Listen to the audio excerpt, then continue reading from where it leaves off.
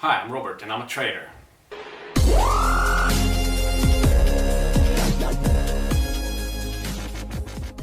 Have you ever wondered what it's like to be a professional trader? I mean what it's really like to be a trader. Cause it seems like whenever you come across people who trade, they all claim to win. Rarely if ever do you hear any mention of losing days or tough periods. It's just wins, wins, wins and easy money raining all over them. Does this feel familiar? Because this story is mostly told by some anti-Mensa member in sunglasses who grins at you from some rented Lamborghini and flashes fake bundles of money, which you by the way can buy on Amazon. That is not trading, that's lying. I'm here to change that, because the internet needs someone to finally tell the real story of a professional trader, especially someone who plays around with his own money, like I do. Because if I screw up, it's my own money that goes out the window, not that of a company. And if I screw up royally, I'm the one broken without the possibility to pay for neither my rent nor cocktails. Now that's high stakes. Don't get me wrong, trading is amazing and the lifestyle spells freedom. It's a sunny side up type of life, but it also comes with a big rain of frustrations, doubts and sleepless nights. It's not a polarized black or white type of living, but rather a very colorful one. I've been trading for a living for 7 years now, I know.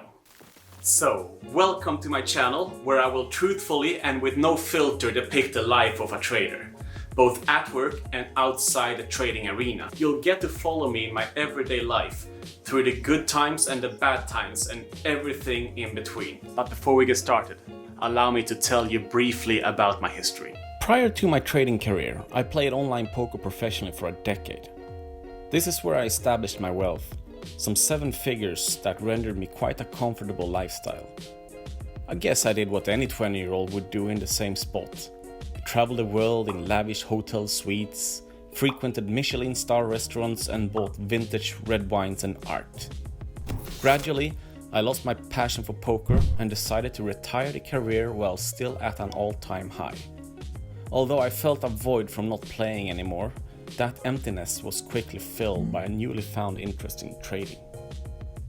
Poker and trading share many common features and the transition was as smooth. Until last year I mainly focused on position trading. I was blessed with a knack of finding undervalued disruptors with huge potentials. 2 of those findings, upon which I invested heavily, were biometrics, well before Apple announced their fingerprint scanners, and Bitcoin in 2015, when few people who didn't use it to buy methamphetamine and hitmen knew what it was. Despite 7 fruitful years, my real trading adventure began early last year when I took up technical analysis. Ignorance is certainly not bliss, for overconfident and persistently losing my shirt, I crashed downhill in 5th gear, certain that the free fall must reverse gravity sooner or later and shoot my account back to the moon. This brick wall ended up costing me 90% of my net worth, a loss that would cause most people to shove a banana into the exhaustion pipe of the car and breathe away the pain. This was a 1.5 year long experience that left me humble and most certainly outside of my comfort zone. Exposed and vulnerable, I was left with 2 options only: to give up my game or to step up my game. Born a stubborn bastard, giving up is rooted in my very genes to be a social convention made up by cowards, one by which they can continue to procrastinate away their lives in fear. For ancient good literature has taught me that life's meant to be hard, for only through suffering will we take a step back to reflect and become a better man, and a better trader. So I decided on the latter, to step up my game. A pillar within gaming theory is to never risk more than you can afford to lose. To me, however, the ultimate loss would be to lose the freedom I've worked a lifetime to achieve. And this is a freedom that I value dearly. For I've come too far away from the conventional life and I don't want to go back, nor do I intend to. Having said that though, I do have the utmost respect for everybody who works 9 to 5 out of free will. Working 9 to 5. It's just not for me, and my remaining funds is my last resort to turn this ship around. This is something I've done before and when the heavenly clouds look much darker too. Because when you can't afford to lose, you have to find ways not to. 20s is a playground where most risks come cheap. However, that game changes dramatically when you're in your 30s. All of a sudden your shoulders weigh heavy from responsibilities, not only to yourself but also to others, as you need to establish a solid foundation upon which you can build your communal future. The stakes are higher and the game turns into a serious one.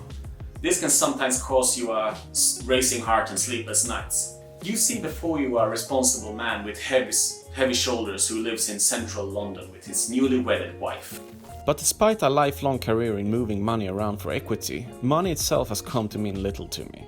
Long enough did I trade without a clear direction, but when you finally do things for the right reasons, your mind becomes light and the uphills less intimidating. I've come to realize that true freedom lies in helping others. I love my wife and I want to buy her a house. So, providing security for her and helping you, dear viewer, to become a better trader and ideally a better version of yourself are the main reasons why I continue to fight. This is why I trade. But trading is hard, even when you're good at it. And learning how to trade properly is the toughest challenge I've ever taken on. It almost broke me in every way a man can be broken. You're looking at a man who's made every trading mistake in the book and some, both the technical ones and the psychological ones. I'm not here to tell you how to trade. That's not the purpose of this channel. I'm here to teach you something much more valuable.